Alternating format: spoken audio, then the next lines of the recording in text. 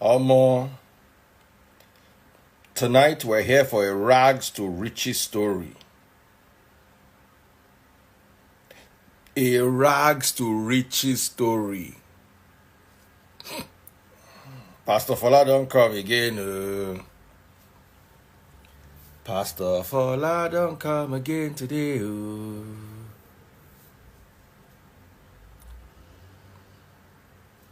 Make me sweat, make me water, make me lose my breath, make me South Africa. Anu Obi Daniel say, old man, you know they sleep. Sorry, oh poor man, I have to walk. Anu, I'm looking at you and you need Anu. Oh, you can't say Tore Anu fun eh? You should be the spokesperson for Nigeria's Talaka. Ele bi erikina. Koto riran gan. Ori radarada, ó dàbí ìgbẹ́ bélò. Bàbá ẹ̀ nílé old man, kò ní dá fún gbogbo family ẹ̀. Já rapture dànù jàre, ẹ̀ máa wo ló ṣì.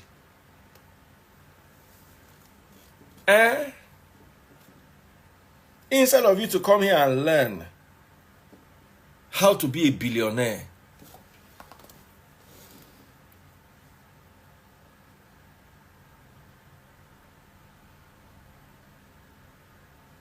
we are looking for you and we cannot find you among human beings. Oh.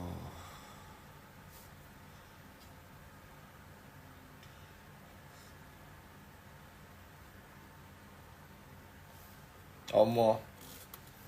Today we hustle hard. Donald Matthias say you too abusive, you too dense. If to say you get sense, you go know say person come my life call him papa old man. In fact, oh go fe no horror.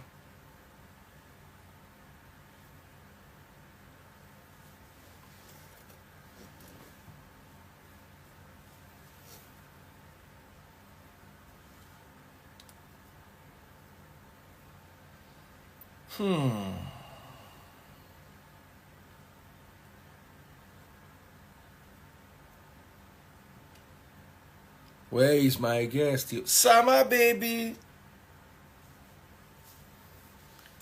Fine mama. How are you doing?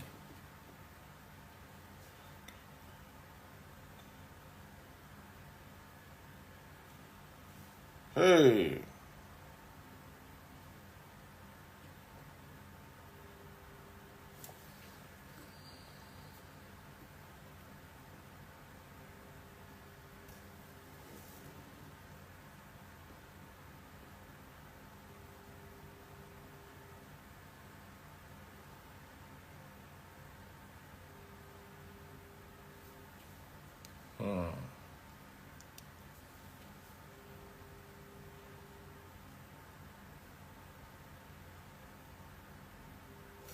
Summer baby.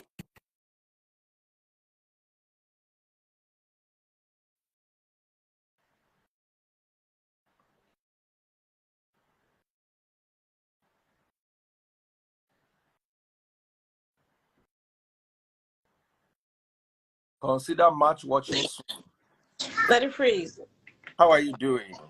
I'm doing okay. How are you? I'm fine. I'm waiting for my guest. So while I'm waiting for my guest, let me be talking to you. Oh, okay.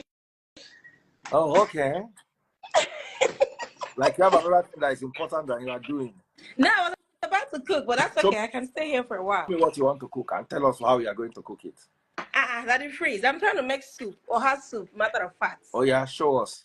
You want to make And a house, you want to show us is your my- chest. Now chest, you want to cook or house. Let it freeze. That's another lie. See my proteins. I was still washing them. I'm trying to get them. Which kind of protein be this? Goat meat, Where is animal skin. the skin? Look, it's right here. Oh, when I get goat, we get skin for America. UK, their goat no get skin. They remove the skin. Stockfish. I'm about to bring out my dry fish and all That that. tiny stockfish. Now you want to cook this whole soup. No, they bring more. I get one I don't cook before. Wait there for freezer. There's one that has already been cooked. The other day I was cooking goat meat. I had to cook some. All these now stockfish what I don't cook before. They are soft, so I'm gonna add this one to the goat meat. So what I do is whenever I'm making goat meat, I like to add stockfish, because it takes time to cook. So I like to just cook some and keep. That way it makes it easy for me to add it up. How are you? I am just there, minding my business, behaving myself. Oh, looking fast, looking fresh. Trying very hard to make things work. Let me ask you a question. So let's see what people would say. Oh yeah. Are you of the opinion that people should let people know before going to their house, regardless if they're dating or not, or they should just pop up? My mother cannot pop up in my house without letting me know. No, let alone say they date you. But you see, if we're in a serious relationship, my mother cannot come to my house and catch me with another mother. Am I making sense? So I have to be able to reassure. One of the ways you reassure the person you're in a relationship with about your fidelity is by allowing them have access to you in such a way that they can be rest assured that you're not being funny on them. Right. So that to me is major. All right. My guest is here, Samaria. We're going to cook this. Okay. This our soup All right, later. I have to go. Show us. You said you had fish again. You have not shown all the deliciousness that is there inside this fish. Wait now. Even I have honey that they sent to me from Nigeria. That you are pouring it in your house soup? No. Just to tell you about the honey. See my peanuts. That if you see honey, correct honey, natural. Look. How many is a lot? Look. Do you like honey? If I drop them for my pen, now everywhere I go to see they go. Oh yeah. They go. Bye. My guest is here. Ladies and gentlemen, make some noise for the one and the only Dr. Stephen Akintayo. Dr. Stephen Akintayo. Sorry, doctor, while we're waiting for you, they were showing us how they are using honey to cook oha soup. So in America. In America, try. So what interested me, a lot of people don't even know who Dr. Stephen is, and he's going to introduce himself. But what interested me was 100 naira to 100 million. No, 1,000. No, explain it, please. Explain it to me, please. So because that means there's hope for everybody. We started our company 1,000 naira 16 years ago. It was a bulk naira. Yes. It was a bulk SMS company. We used to sell SMS for it was a new technology rather than you sending SMS one by one then. So I had people come to me, maybe they have seminars, maybe they have conference, so I think the first client gave me 700 naira. I added 300 naira. That was how we did our first conference. And 16 years later, we have over $100 million worth of assets in 4 continents. So, see, what a lot of people don't understand is 16 years is not a long time like that, too.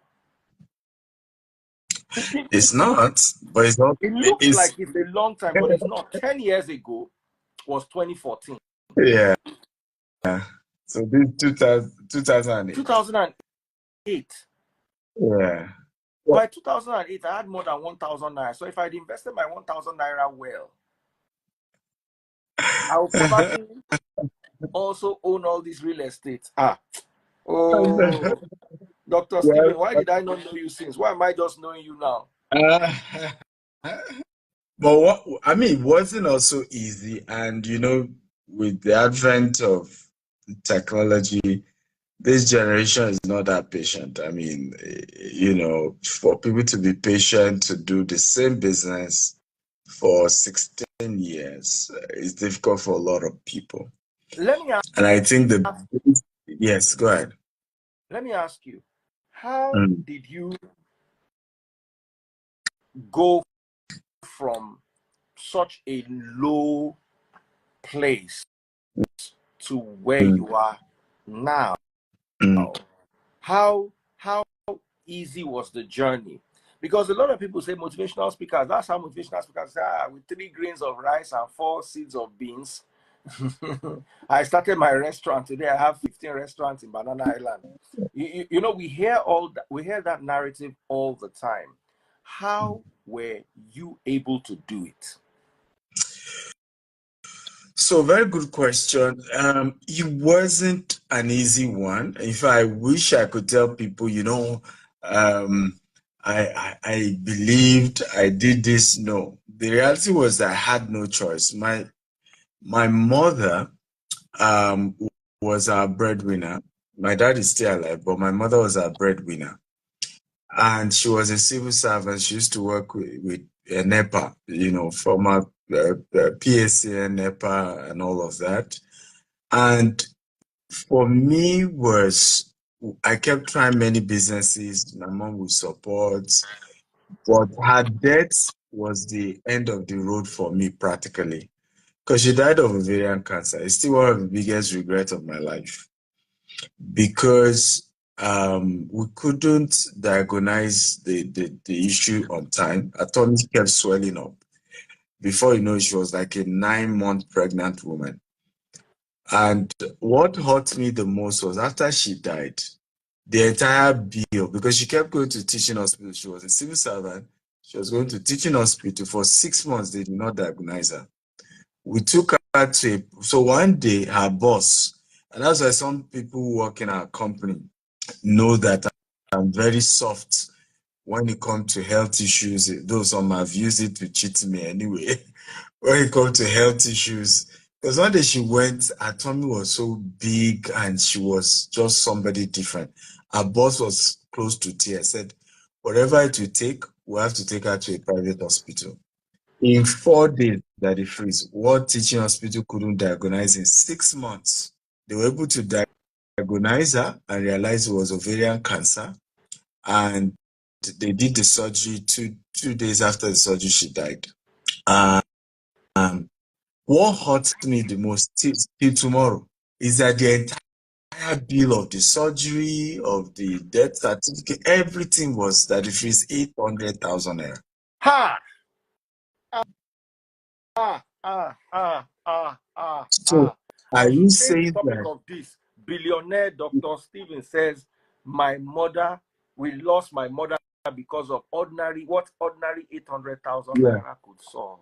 So it keeps hurting me till tomorrow. And that's why when people talk poverty, I'm like, look, because that was the game changer for me. Because at that point, I no longer, you can't tell me, there's no way you can explain poverty for me to make it make sense, right? You can't somebody so dear to you like that.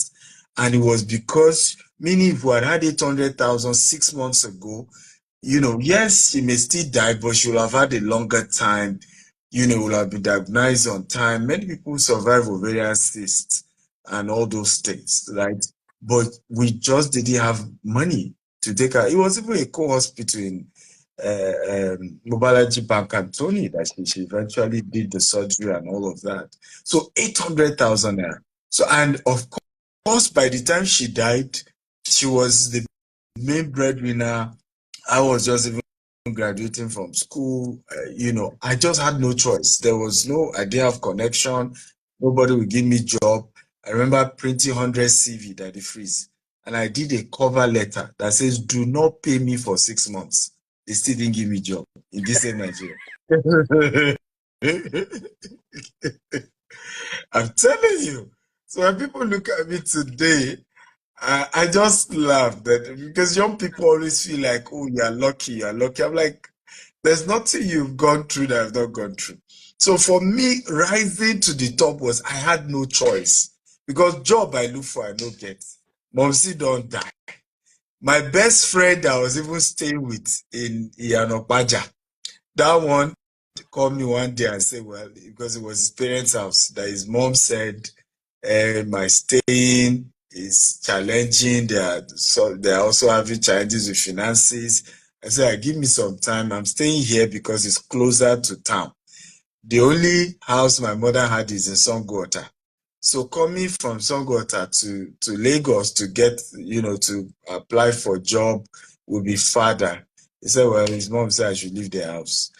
And this was my friend who, because they finished a year before me and had an extra year, he stayed in my own house on campus without charging a dime, but after my mother died, even my friends to everybody, because now my mom, they look a bit, say, okay, now civil servants, baby, but now when the mom see when he gets have don't die, we won't look for her.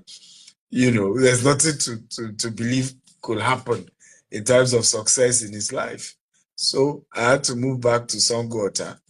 And I remember I would paste poster from Songwater to Keja Long, this side of the road, then cross and then start pasting from the other side of the road. One day I started that project 10 a.m. in the morning.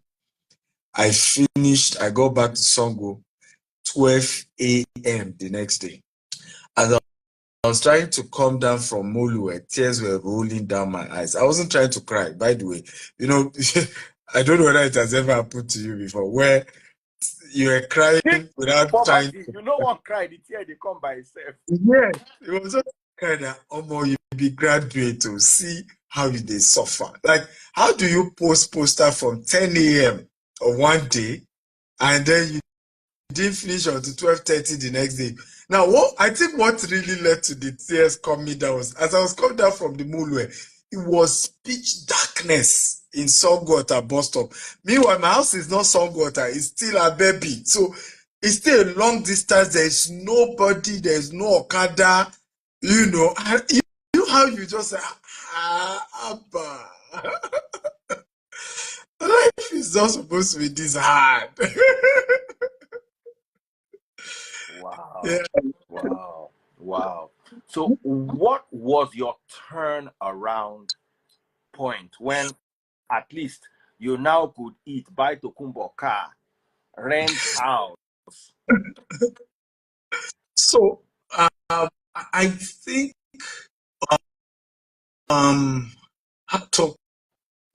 so for me there wasn't one major one, but the only major one I could say was 2015. That was when you could say there was a leap. So by 2015, of course it built up to that time.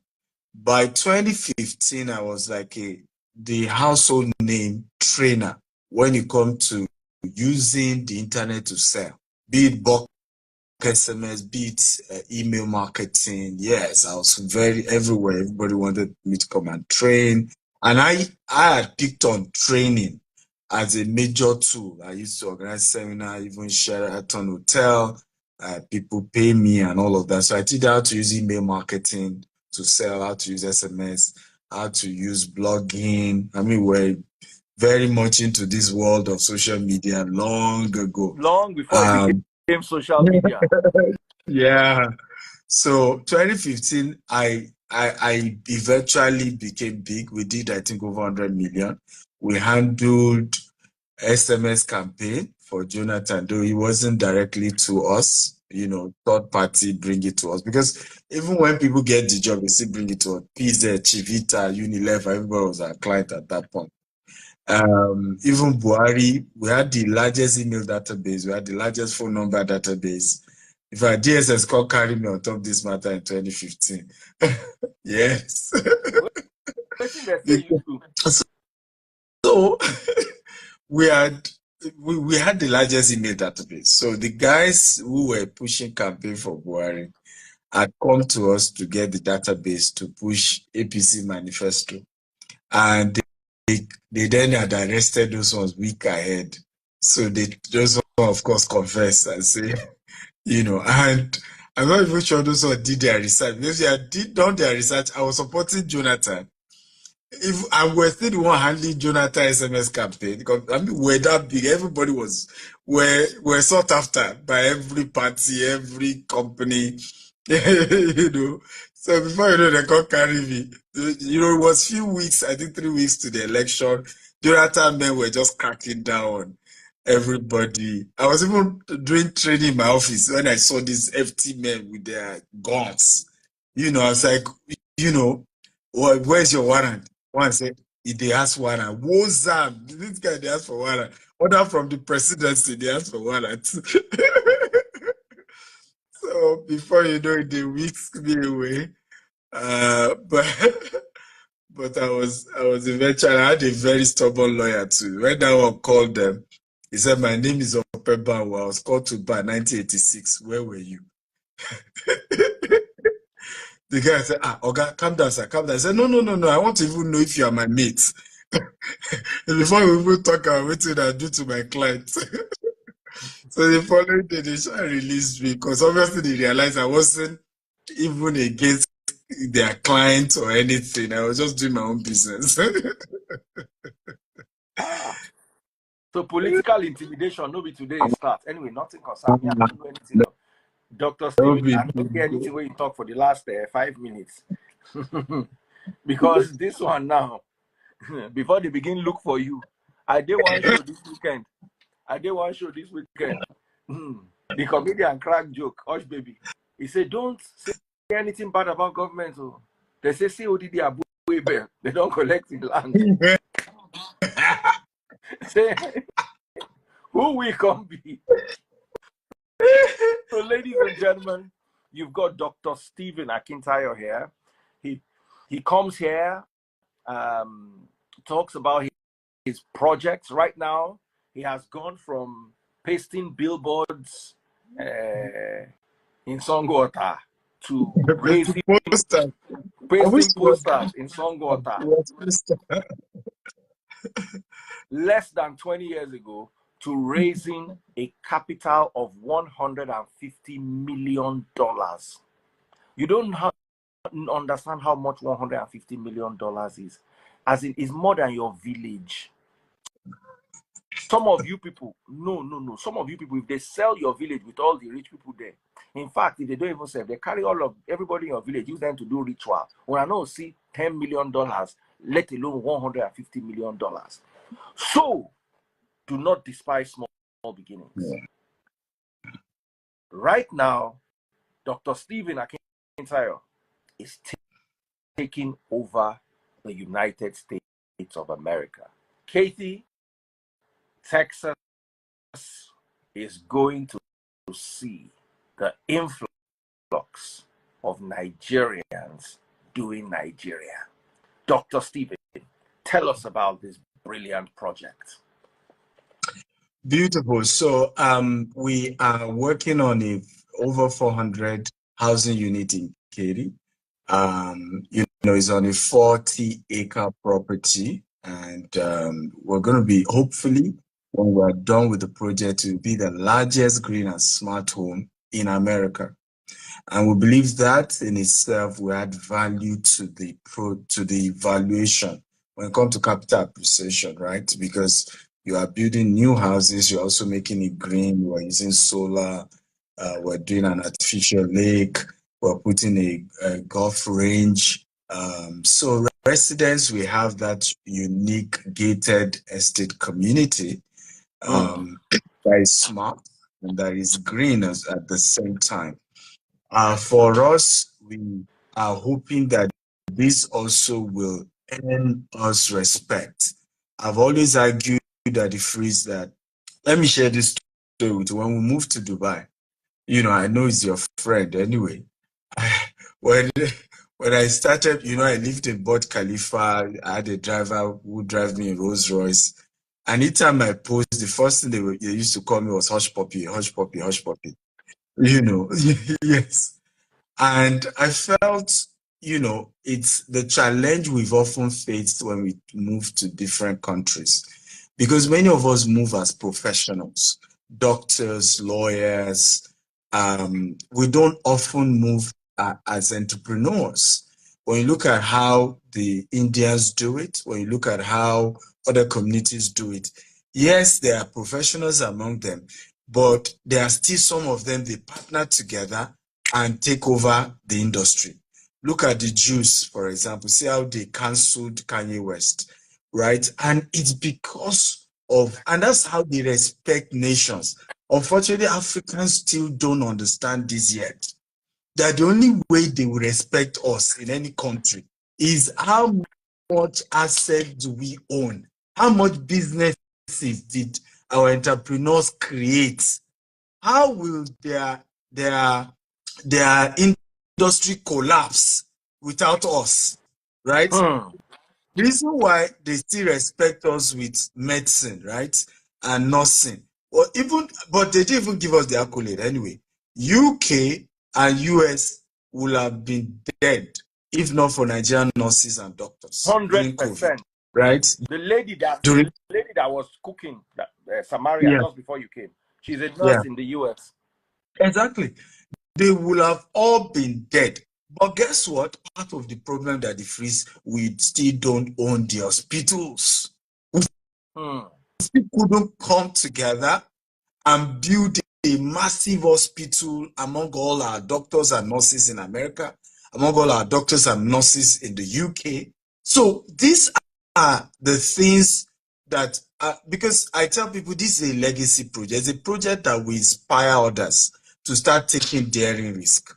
When we even now do things is to build, and there's nothing wrong, I'm guilty as well, is to now build a $5 million house, and then the thing is the biggest. But to say we have built a business that will make people to say, okay, these Nigerians are the owners of this massive empire, right? They are the owners of this. We will divide ourselves, we will fight ourselves, we will drag ourselves on social media until none of us is able to make it. And I pray that this not just become a success, but becomes the catalyst to pushing more Nigerians to say, let's come together. Not just Nigerians, people of color, because they will not respect us until we start making giant moves and projects like this. So for us, we believe that once we're done with this project, there's still more we're doing. We currently even have a 20-unit, 3-bedroom townhouse we're selling in Valdosta, the state of Georgia. We have over 100 units we're selling in Alabama. The only difference is that this one, we're the ones building it from scratch. From we bought the land, we're now getting the permits, working towards getting the permits as well. So hopefully by August, we'll start selling the houses. At the moment, people are coming in as investors in the project, and we'll soon tell you can reach out. Today, I just want us to use it to inspire people. So those who want to invest in one way or the other can just talk to Temi. You will give Temi's number. We have done a webinar videos about how you can be part of it. Just go watch the webinar video and you can go ahead and be part of it. But we want to use this conversation today to inspire a lot of people, encourage them to build wealth, and we need to come together. Lastly, I want to say also is we must dare to take risks that the freeze.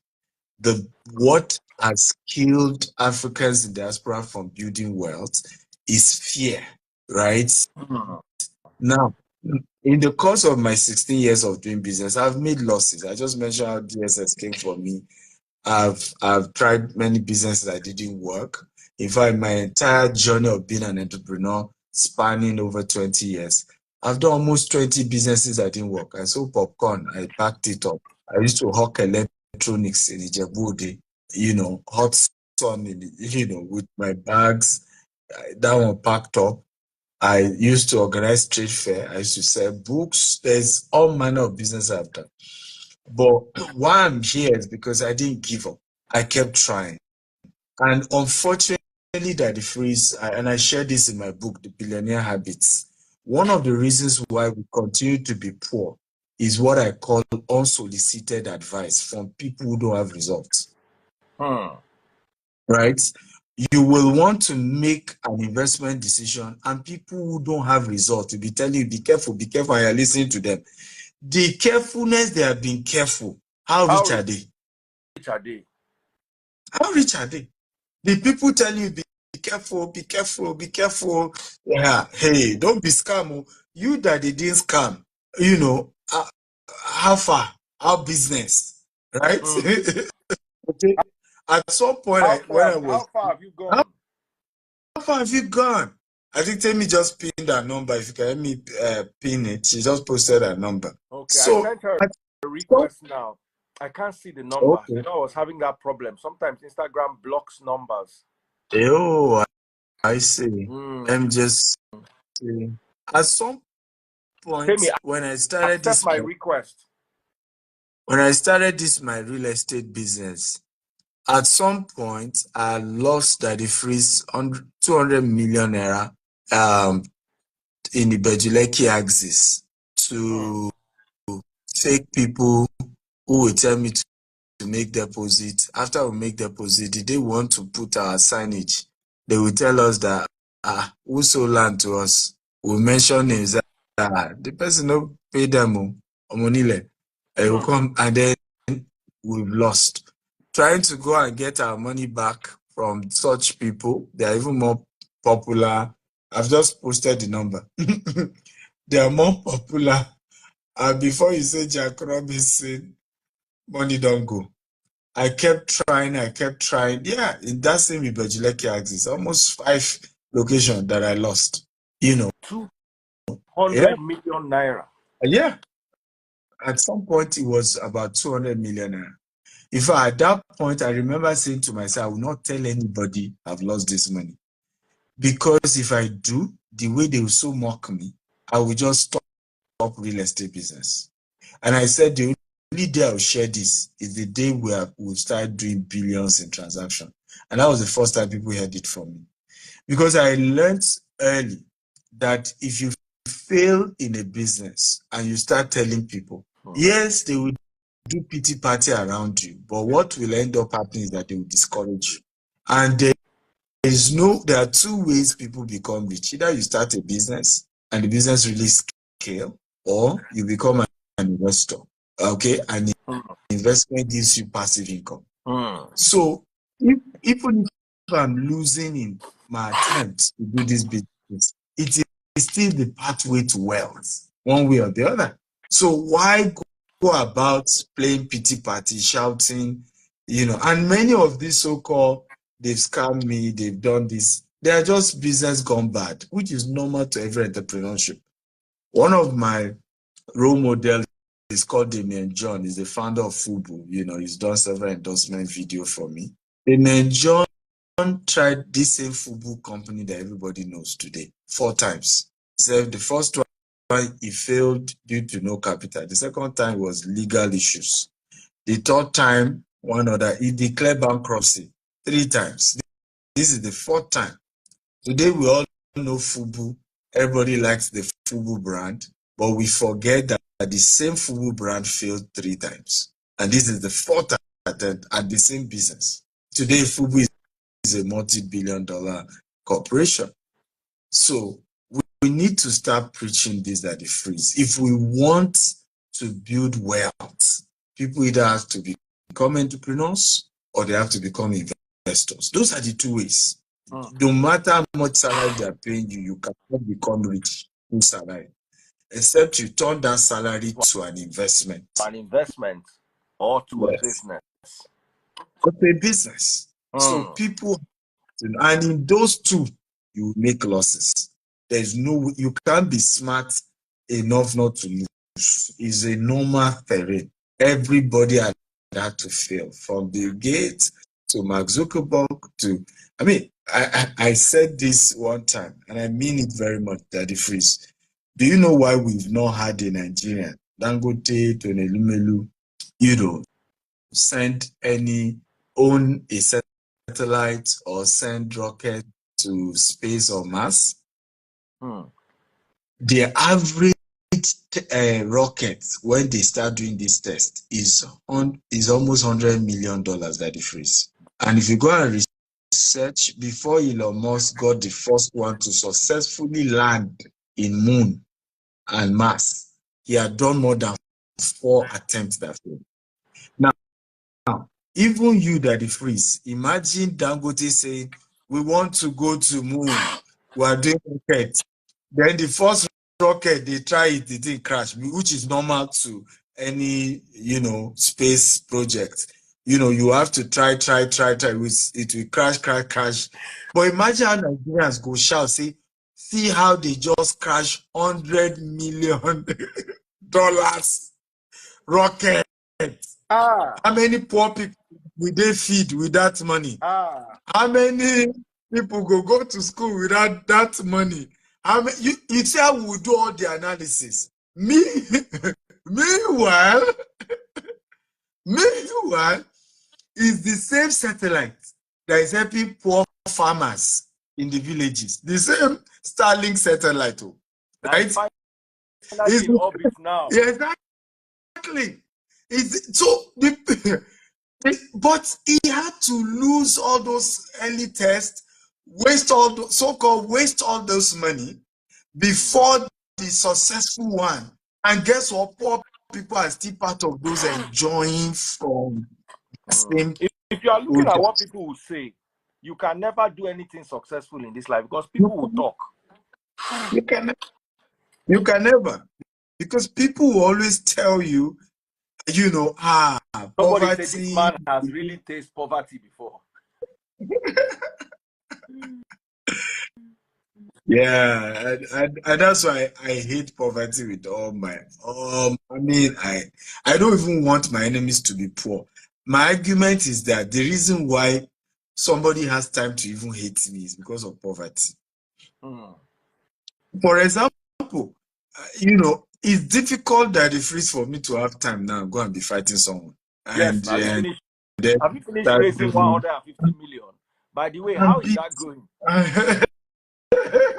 That's great.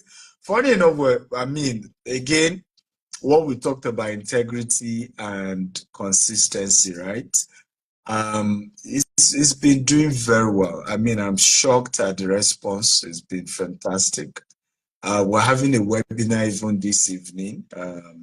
I'll be on TVC this morning. Then this evening, we're having a webinar with developers because we want to sell some portion of the land to developers who are from Africa, right? Because like I said, this is a legacy project. It's not just, we don't need the entire 40 acres. So we're looking at 10 acres being sold to African developers who also can build some things, and it can help their bottom line. It can help their own, because a lot of African developers have not done anything yet in the US or in the UK. So this is an opportunity for them to key in. Who will do all the permits, who will do all the approval for them, so they are just to build, and it helps their own portfolio as well. But it's going fine. It's going fine. So, by the way, those of you who want to invest in the Katie project, we have a debt syndication. You can be part of it. So just send a WhatsApp message to Temi on +1 34 6 5 7 5 4852. So for those maybe watching on TikTok or YouTube, again the number is +1 346 575 4852. Okay, so you can send that message. How come it's not easy for us to bring Temi? Temi, what's going on? Can you send, maybe Temi should exit and then join again, and then she can send a request, and I'm sure it will be easy. No, she said that she can't join at this time. Like she was in maybe training. Yes. Maybe she's Temi. Maybe she's in a training or a meeting, because it's probably 6 5 to 6 in Houston. They are 7 hours behind us, so maybe she's just getting. I can't find my comments or see other people's comments. That's what somebody's saying. Okay. We couldn't bring her for one reason or the other. So, guys, this is the number if you're interested in this. +1 3 4 6 5 7 5 4 8 5 2. A lot of people are saying it's 7:48. People are really watching us from that side of town. They are telling us the exact time. +1. Guys, get your pen, your paper, your pads, take notes. You see, one problem I have with us Nigerians is, and I hear this all the time, is like we are happy for each other's downfall. Yeah. Yeah. Do you know the amount of Nigerians in Kathy, if they came together, you would actually raise this money in less than a month? Absolutely. In fact, you raise more, you'll be refunding people's money back. Yeah. Because you have overshot your. Yeah. But the Definitely. problem is Nigerians do not like Nigerians. It is different with the Indians. It is different with the Chinese. Yeah. A Chinese man will migrate to Nigeria to come and do business. Rent one room, and 10 Chinese families will be living in that one room. Indians, I've seen this in the UK. I've seen this in the UK. 5 brothers will rent a house together. Out of the brothers, there will be one that is a millionaire. There will be one that is upcoming. They are all working. Then there is one that is working in McDonald's. Yeah. Then they will all buy a car together.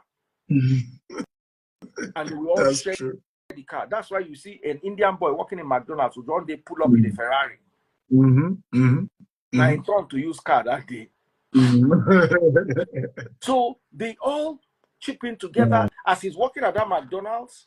That is maybe because in that house they're living, they'll give him target. He must pay rent, he must pay bill. At night, he's coding. But during the day, just to be able to raise money to pay water bill, light bill, phone bill, or whatever bill they give him, he's going to be working in McDonald's. He'll do a shift in McDonald's. And every once in a while, once a month, once in 2 months, he's just going to show up at that McDonald's for his shift in a Ferrari. Nigeria will be like that. No. Until we oppress one another, we are not happy. Even people from the same family, you will hear stories of somebody who moved to America, maybe had to be staying with a Nigerian relative at the beginning. But before you know it, he makes it. He doesn't even want to talk to the same relative that used to host him. He used to host him, right? And what I notice about the Indians, the Jewish people, that the freeze, it's not as if they don't have issues. Even this scam that Nigerians are talking about, they scam each other. Pakistanis scam each other. Indians scam each other. Even Jews have issues. But you see, the issue is that they are more conscious of the collective, perception of their race. Nigerians don't care about the collective perception. So we are the ones, again, for me, I was saying this. Do you know the, what's his name? Hush Puppy's case? Because I live in Dubai. Do you know there are many Russian cartels that stole more and were arrested? Italian cartels that were arrested. The only reason Hush Puppy story got viral, it's we Nigerians. We were the ones that made the story go viral by ourselves, right? And I don't know whether there's something that gives us joy in the thing, where we just derive joy in carrying each other's story negatively, making it trend. I remember they said they are banning Nigerians in Dubai. What happened? Some Nigerians started fighting each other in Dubai with cutlass. Confra, they carry our local confra go Dubai.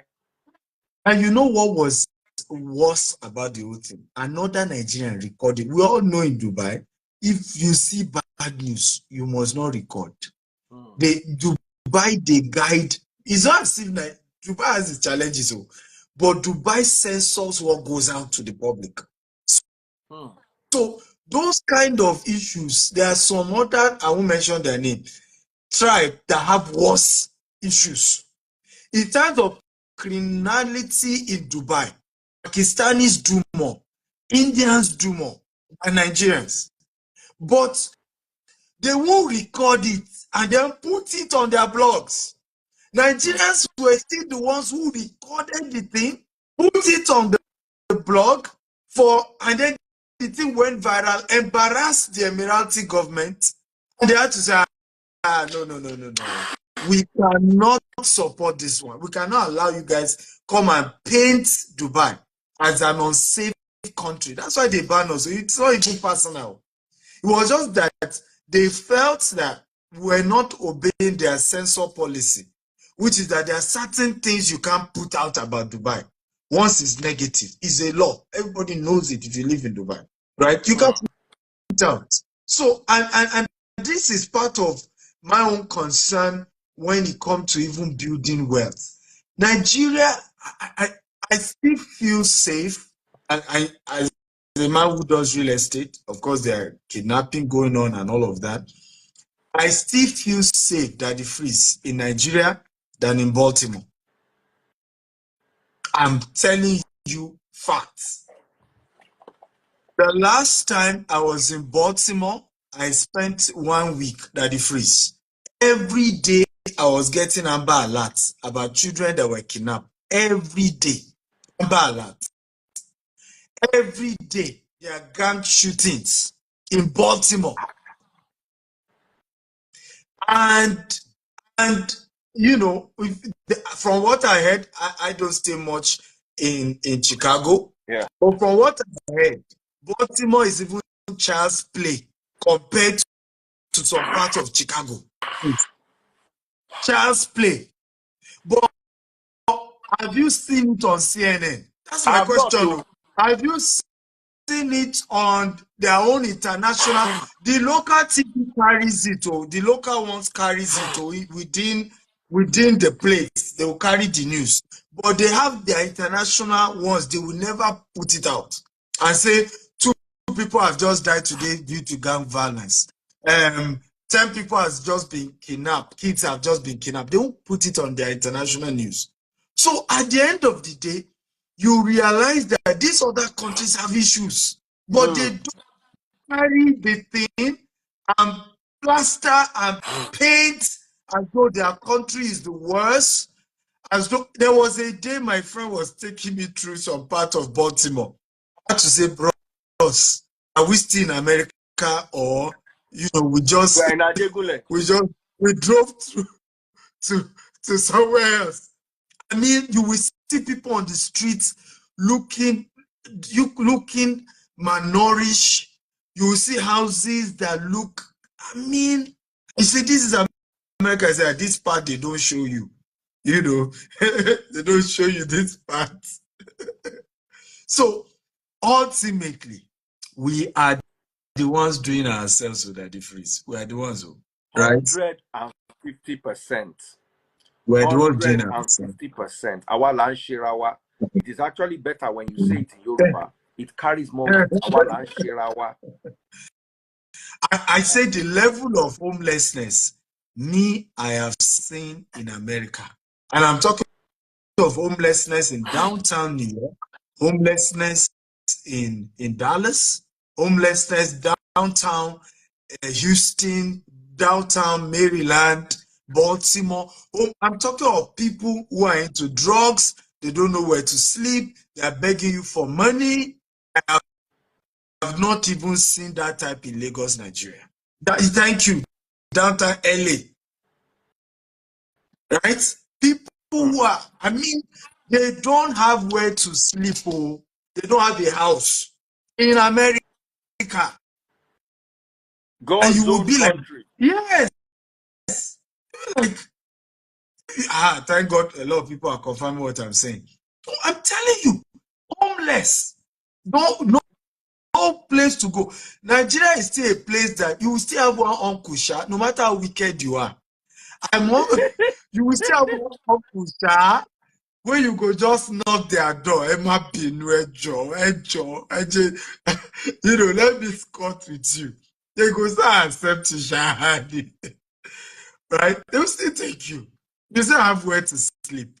So we need to, I keep saying it, and I think our politicians are not smart, honestly. They are not smart.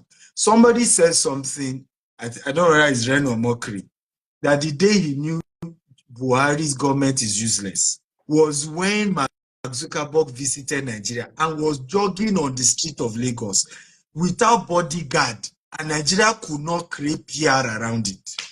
Do you know that even in America, Mark Zuckerberg will not do that? The Senate were interviewing him one day. They even say, may he mention the hotel where they stay. You know if he mention. For America, he said for your own safety. The same guy was jogging in Lekki Link Bridge. Right? And we could not create a PR campaign that this is, as at that time, maybe was seventh richest man. That our old leaders, do they know who Mark Zuckerberg is? Not when he left Nigeria, they say, owner of Facebook just come out Nigeria, they can't begin this finance, they will bring and come back.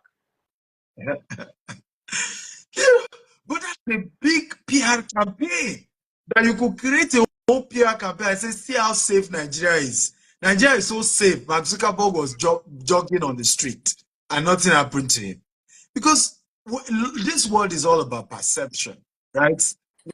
One of the major things I've seen about Nigerians, and all this, they scam me, Nigerians, and I repeat it, are one of the most honest people I've met. I will share this story. When my bulk SMS business started growing, I used to do bulk SMS through a Nigerian company. When for whatever reason I send SMS, it did not deliver, I will show all the evidence to my Nigerian partner and they will refund me. Right? Later on, I got bigger and I wanted to deal directly. I started dealing with a European company. True story. And at some point, 10 million naira worth of SMS was sent on my platform and did not deliver. And they had a branch in Nigeria. So I even called them to my office in Ogba then. Their head is a white guy. He came, even took coffee. So I said, so what do we do about my 10 million naira worth of SMS? You know, that, you know, he said, no, it's your NCC. Once you use a particular code, you know, it won't go. I said, but you never told me that when we send SMS and use certain keywords, the SMS will not deliver. You didn't tell me.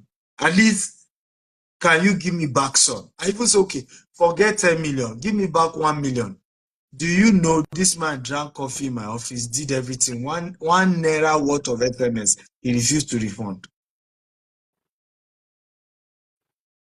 Now, I remember when he left, even my conscience said to me, say, if this guy is a Nigerian, you go don't call police on top of him. Even this one where you give him coffee, you no go give him. You go don't call everything when you feel you fight him, you go don't fight him. And it's part of the problem we have. And this all of us, it's not just, so this is not to condemn anyone, we all have it. I just give a practical example. What a white man will do for us and say, oh, his policy, no refund, there's nothing we can do, you know, it's gone, and walk away. With the same scenario with a black man. We drag you. You people are scammers. You are 419. We do video on top of your head. You know, and we don't know that this is affecting our brand, our image, and is ultimately killing our reputation. At the end of the day, when a white man sees you, it's the black man he sees. He doesn't care whether you say you're Yoruba or Igbo or Ghanaian or, you know, not Togolese. He's still black, he's saying, right? And when you have created a perception that you should not trust your fellow blacks, and then you are wondering, and then you are complaining, we need to be honest with ourselves at this phase, right? That's I keep saying it and I repeat it. Nigerians are one of the most honest people I've ever seen. Sometimes we have issues communicating. Communication is part of our problem.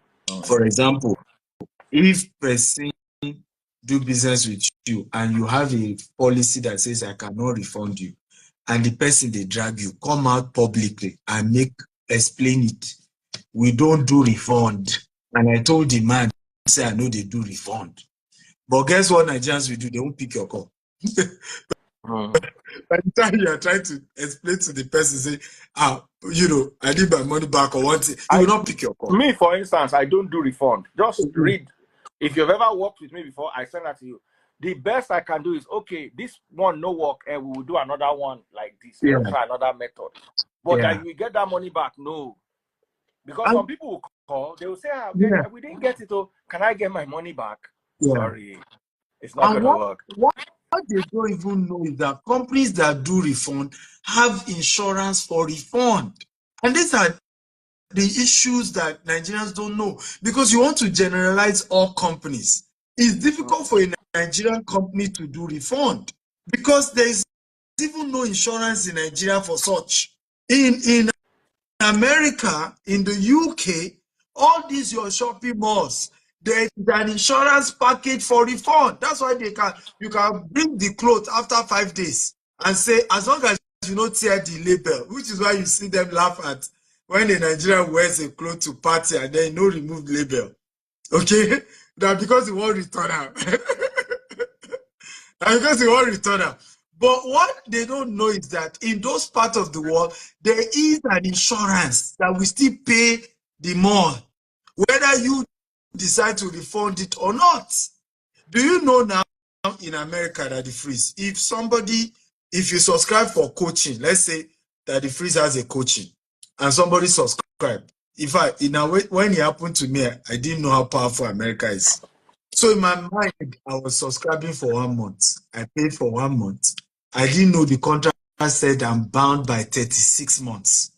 So something with me, I paid $3,000 for. In my mind, at some point, I will cancel it. I didn't know that the entire package was 60 something thousand dollars for the 36 months. So after it was a coach coaching my staff on marketing. After I said, my staff no even say with all this coaching, we're not doing again. We're not doing again. You won't believe it. Thank God I wasn't an American citizen. You will have messed up my credit. They sold the contract to a debt company. So the way they do it in America, person they owe you like that, you get contract with them. There's another company that will say, sell us. Let's say that is $60,000. They will pay you $30,000. They will now go and help you chase the person, collect the entire $60,000, or collect 40,000. They make 10,000 profit, or collect 50,000. So before I do it, I started getting email from a debt company that I'm owing that particular consultant 60,000. So I replied that we're not using this guy we've stopped using for, like, they said, no, it doesn't matter. The contract is binding. They are going to write my credit. It's going to affect your credit. You better pay now. I said, thank God I wasn't an American.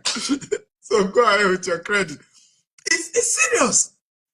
If that one happen for Nigeria, that even you go help the person carry protest. Say, how do you ask person to pay something that you stop using? But even you said because school, if you pay tuition this year, and next year you don't go again, you don't have to pay another tuition. Yes, even in Nigeria, but you can't do that in some parts of the world. You can't do that. They will tell you the contract said, so debt collector will start chasing you and it will affect your credit. So because